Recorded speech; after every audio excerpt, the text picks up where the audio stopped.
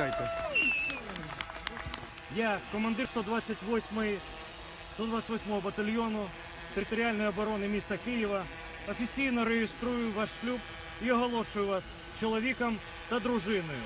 Можете привітати одне одного та скріпити стосунки поцілунком.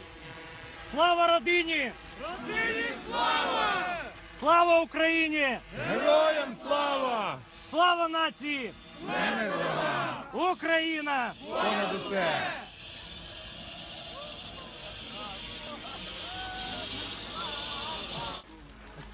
Ну, зараз потрібно ще багато квітів. Хлопці, хлопці!